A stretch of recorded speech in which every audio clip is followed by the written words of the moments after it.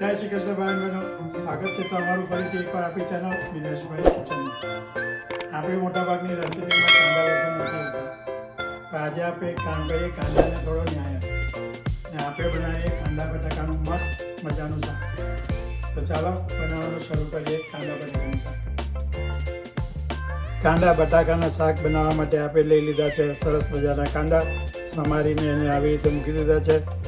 આપણે લઈ લીધા છે 2-3 મીડિયમ સાઇઝ જેટલા બટાકા, એને બી સમારીને પાણીમાં ડુબોળી દીધા છે। આપણે 2 ટેબલસ્પૂન જેટલું તેલ નાખી દીધું છે।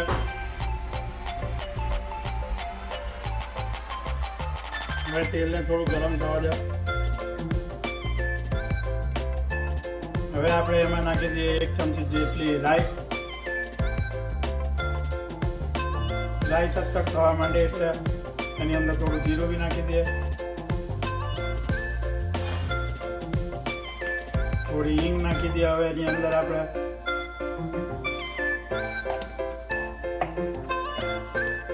નાખી દેવાના છે આપણા સમારેલા બટાકા।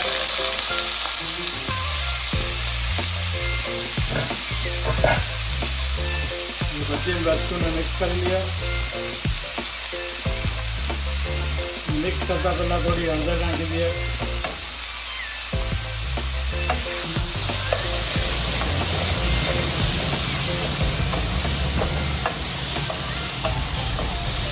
બધી વસ્તુને મિક્સ કરી લો।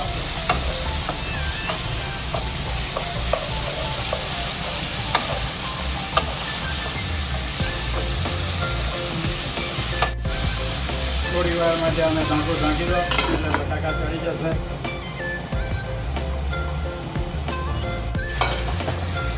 ઢાંકું ખોલી દીધું છે, આપણે ચેક કરી લઈએ બટાકા બરાબર લાગે તો ચડી ગયા છે। ગ્રીન ચીલી પેસ્ટ નાખી દઈએ આમાં।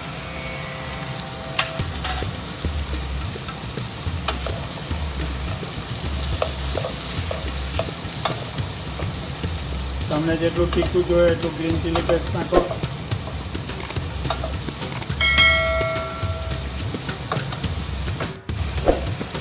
હવે બટાકા ચેક કરી લઈએ, હજુ નથી ચડ્યા, ઢાંકું નાખી દો।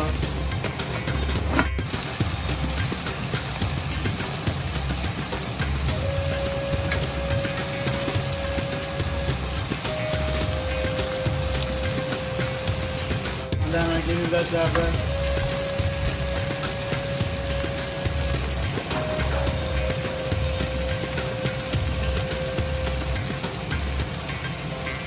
આપણા શાકમાં કાંદા નાખી દીધા છે, હલાવી લો અને બરાબર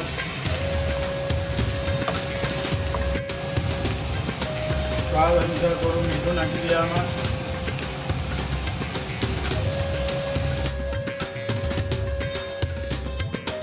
હવે આપણે નાખી દીધા છે ધાણા જીરું, થોડી લાલ મરચું પાવડર।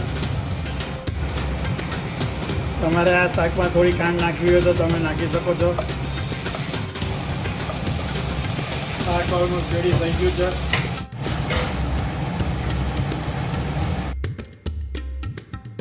તો દોસ્તો, તમે બી આજે જ બનાવો કાંદા બટાકાનું શાક, એને દહીં સાથે સારી રીતે પીરસો, એને મિક્સ કરીને ખાશો તો બહુ મજા આવશે। તમે બી વિડીયોને ટ્રાય કરો, પછી જરૂરથી લખજો કમેન્ટ બોક્સમાં કે તમને આ રેસીપી કેવી લાગી। બધા સાથે શેર કરો, ચેનલને સબસ્ક્રાઈબ કરો, અને thank you very much for your time. જય શ્રી કૃષ્ણ।